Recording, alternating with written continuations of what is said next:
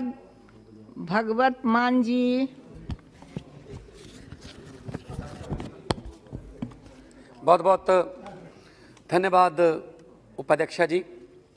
आज जो बिल जो दिल्ली गवर्नमेंट के बारे में विधायक जो लाया गया है, मैं कहूँगा कि वैसे तो ये केंद्र सरकार जो है वो राज्यों के अधिकारों का हनन करने की स्पेशलिस्ट है, चाहे वो खेती कानूनों के जरिए हो जो कि स्टेट सब्जेक्ट है लेकिन वनज और व्यापार लिख के यहाँ से पास कर दिया गया, चाहे वो राज्यपालों के जरिए हो।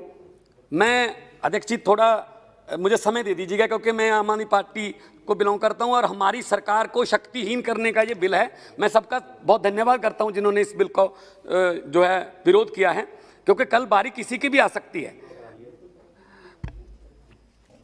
उपाध्यक्षा जी, 22-23 साल से बीजेपी सत्ता से बाहर है दिल्ली से, तो इनको हार हजम नहीं हो रही, खुद इलेक्शन भी लड़ते हैं।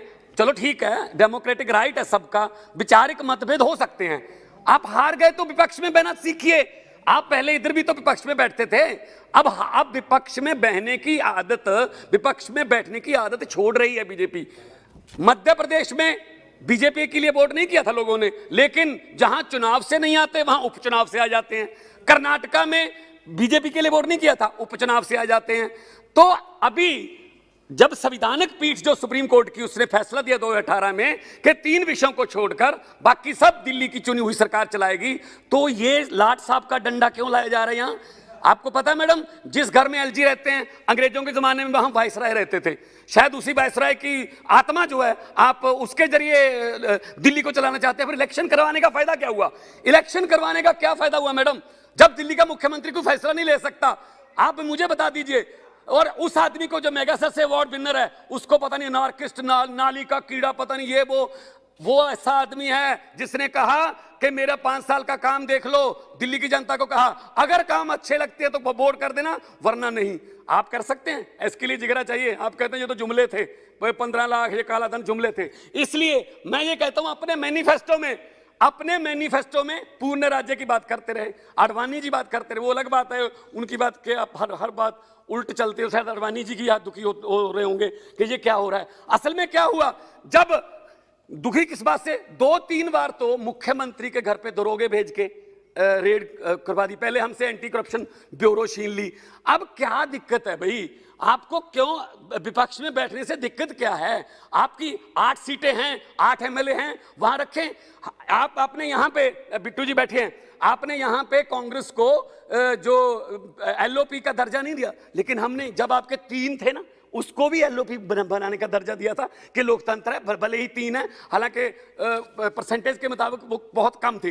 तो मैं ये कहना चाहूंगा, जब हमने स्टेडियम नहीं दिए किसानों को, वहां पे आप जेल बनाने के लिए स्टेडियम मांगे थे, तब से हमारे मुख्यमंत्री पर और हमारी सरकार से नाराज चल रहे हैं। जनाब कौन चलाता है सरकार ये तो सबको पता है।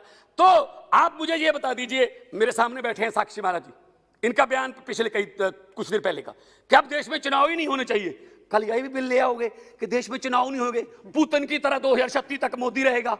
हैं ये फेडरल स्ट्रक्चर कह रहे हैं आप किसको? मैडम मीनाक्षी जी, आप कह रहे हैं फेडरल स्ट्रक्चर से अब हमारा देश नहीं चल रहा, तो कब आप मुझे बता दीजिए तानाशाही से चलेगा क्या? तानाशाही से चलेगा क्या? आप वकील हो, इसका मतलब ये नहीं है आप वकील हो, इसका मतलब ये नहीं है कि आप यहाँ केस लड़ रहे हो। आप लोकतंत्र की हत्या कर रहे हो। अरे कल आप कह दोगे कि जो राज्यसभा में चुने हुए दिल्ली के 3 सांसद हैं, वो किसी वोटिंग में भी नहीं हिस्सा ले सकते, वो किसी डिबेट में नहीं आ सकते, क्योंकि वो तो उन एमएलए ने चुने हैं जिनके पास शक्ति नहीं है। ये किस तरफ लेके जा रहे हैं देश को आप? थोड़ा बहुत तो ख्याल कीजिए। मैं यही कहना चाहता हूं मैडम, मैं ये कहना चाहता हूं, दिल्ली देश का दिल है। दिल्ली के स्कूलों की बात दिल्ली के अस्पतालों की 73% दिल्ली को बिजली जीरो बिल आता है, और दिल्ली के जहां 70 सालों तक पानी नहीं पहुंचा वहां तक पानी पहुंचा दिया। और दिल्ली के, आप मुझे बता दीजिए, प्रधानमंत्री जिस ट्रंप के लिए वहां पे प्रचार करके आए थे, उसकी पत्नी क्या एमसीडी के स्कूल देखने आई थी? स्कूल दिखाया केजरीवाल का, और केजरीवाल को बैन कर दिया, वहां नहीं आ सकते। दिल्ली के अस्पतालों में इलाज फ्री है। दिल्ली में एक जज का बेटा, एक रिक्शे वाले का बेटा और एक डिप्टी कमिश्नर का बेटा एक ही बेंच पर पढ़ रहे हैं, क्योंकि केजरीवाल ने, मनीष सिसोदिया ने, ये शिक्षा जो है प्रणाली। मैडम 1 मिनट तो दे दीजिए, जितनी देर मीनाक्षी जी घंटी के बाद बोली थी वो तो दे दीजिए। इनको क्या हो रहा है? आप दिल्ली को तानाशाही तरीके से लाट साहब के डंडे से चलाना चाहते हो। बिल्कुल गैर संवैधानिक है, बिल्कुल संविधान की हत्या है, ये लोकतंत्र की हत्या है, और इस बिल को तुरंत वापस लेना चाहिए, ताकि आप अगली बार तुम जीतिए ना भाई, अगली बार तुम जीतिए ना। पहली बार हुआ है मैडम लास्ट में पहली बार हुआ है देश की हिस्ट्री में कि 90% से ज्यादा बहुमत लेके कोई सरकार आई है। आप आप हार को बर्दाश्त नहीं कर सकते। हारना सीखिए, वरना इतनी बड़ी हार आप झेल नहीं पाओगे फ्यूचर में। इतना क्यों चिल्लाते हो? वही बात अच्छे से बोलो। लग रहा है कि लाठी मार कर रहे हो, और उससे नहीं बोला जाता है ना। मीनाक्षी जी कुछ कह रही हैं। हाँ, मीनाक्षी जी, हाँ बोलिए। अध्यक्ष जी,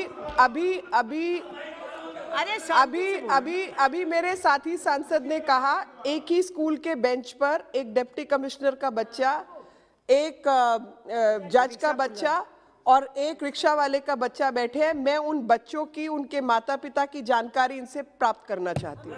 मुझे वो डिटेल दें और स्कूल का नाम बताएं।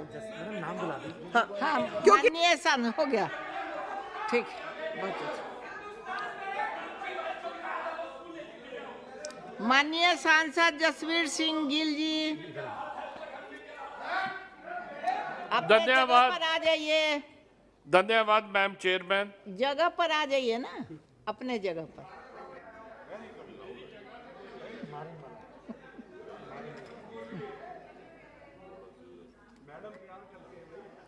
धन्यवाद मैम।